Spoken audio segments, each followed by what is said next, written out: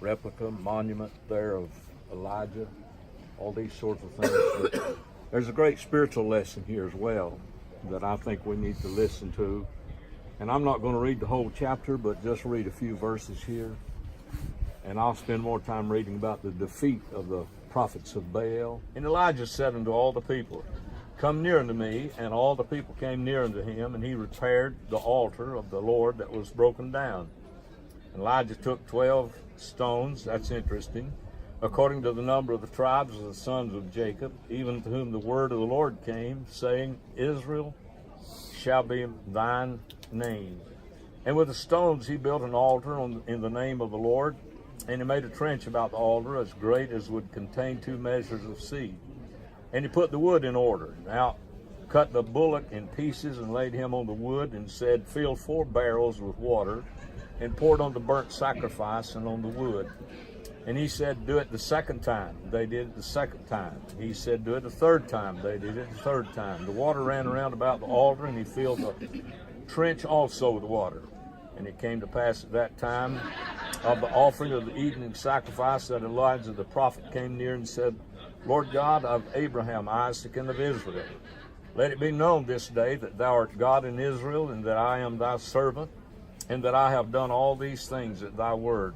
Hear me, O Lord, hear me, that this people may know that thou art the Lord God, and that thou hast turned their heart back again. Then the fire of the Lord failed, and consumed and burnt the sacrifice, and the wood, and the stones, and the dust, and licked up the water that was in the trench.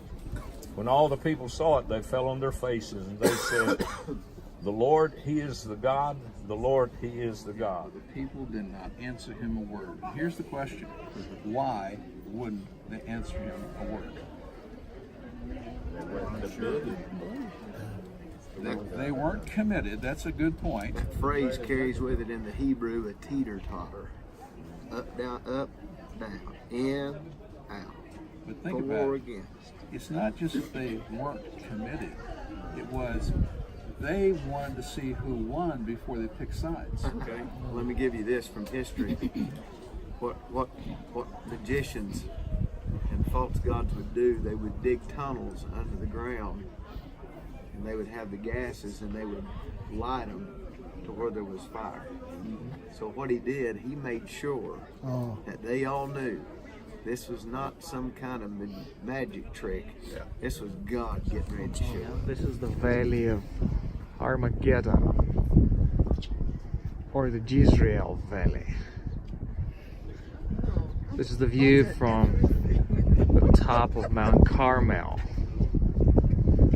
Behind me is that statue to Prophet Elijah. I'm on the top of a roof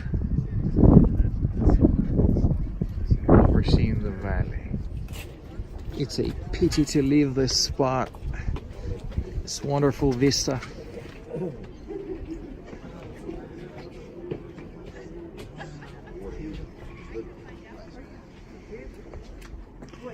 The clouds are gathering above the Valley of Armageddon.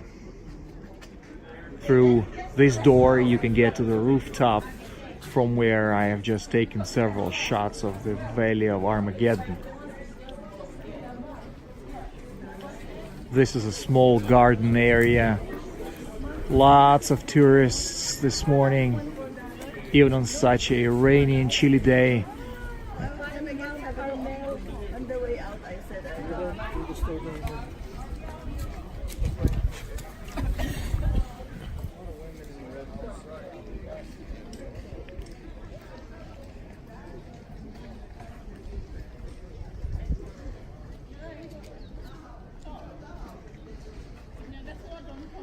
This pavement will take me back to the bus.